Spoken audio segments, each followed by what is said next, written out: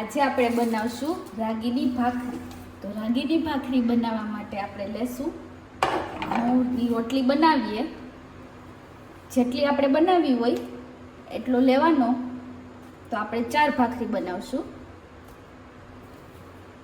તો આપણે 4 ભાખરી જેટલો લોટ લેશું, ઘઉંનો ઝીણો લોટ.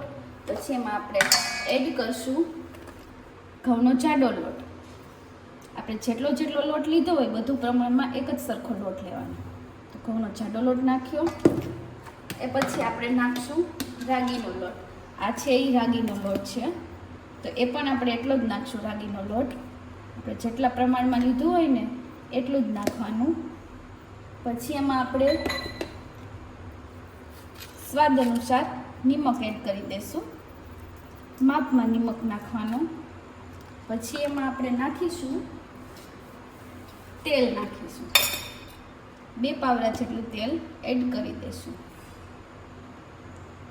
તેલ એડ થઈ ગયું તો આ રીતે આપણે બધું મિક્સ કરી લઈશું, જેથી કરીને તેલ બધું એડ થઈ જાય તો ભાખરી પણ બહુ સરસ રીતે બનશે. તેલ બધું થઈ ગયું છે. આપણે 4 ભાખરીનો લોટ બાંધ્યો છે, જરૂર મુજબ આપણે બાંધી શકીએ. તો હવે પાણી નાખીને આપણે લોટ બાંધી લઈશું. લોટ થોડો કઠણ રાખવાનો, જેથી કરીને ભાખરી સરસ લોટ બની છે. તૈયાર થઈ ગયો છે, બંધાઈ ગયો છે લોટ. તો આપણે એને 2 મિનિટ જેટલો રહેવા દઈશું અને પછી ભાખરી બનાવશું. આપણા લોટ તૈયાર થઈ ગયો છે. આપણે 4 ભાખરી બનાવશું. તો લોટને પહેલાં આ રીતે થોડો એવો મસળીને એને ગોળું વારી લેવાનું. તો ભાખરી ચીપકે નહીં, એટલે થોડો એવો આપણે લોટ નાખી શકીએ, જેથી કરીને ભાખરી પાટલામાં આપણે વણીએ તો ચીપકે નહીં. પછી એને ધીમે ધીમે વણતા જશું. લોટ એકદમ કઠણ છે.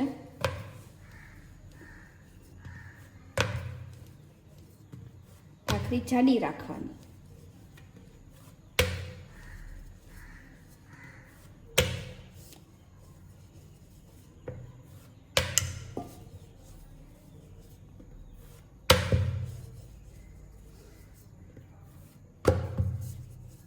તો આપણી ભાખરી વણીને તૈયાર થઈ ગઈ છે. પછી આપણે એને શેકી લેશું. પ્રથમ આપણે લોઢી લઈને મેં લોઢી તપાવી દીધી છે, જેથી કરીને આપણે ભાખરી મૂકીએ તો ભાખરી સરસ ચડી જાય. ધીમા ગેસે થોડી વાર ચડવા દેશું.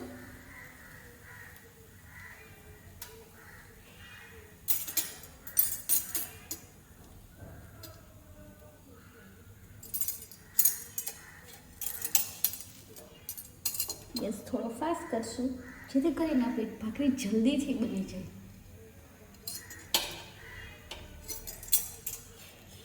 આપણી ભાખરીનું એક પડ ચડી ગયું છે, તો એને આપણે બીજી બાજુ ચડવા દઈશું.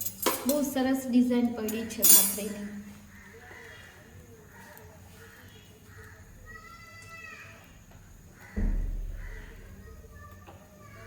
હવે આપણે એમની પર સિંગ તેલ છે, જે થોડું એવું આવી રીતે કરી દઈશું.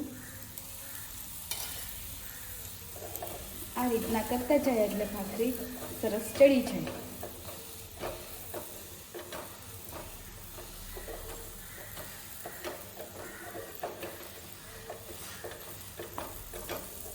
આપણી ભાખરી ફૂલી ગઈ છે, એટલે બહુ સરસ બની છે.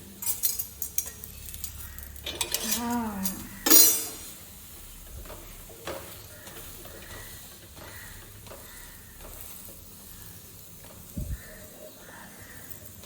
આપણે આ ભાખરીને આ રીતના દબાવતા રહેશું.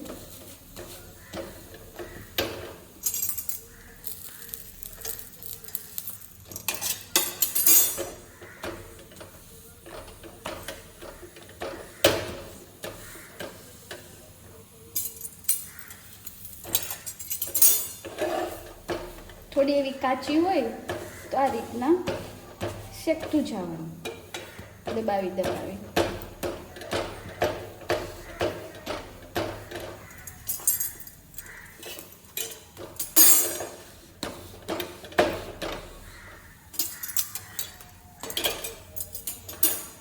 તો આપણી ભાખરી તૈયાર થઈ ગઈ છે.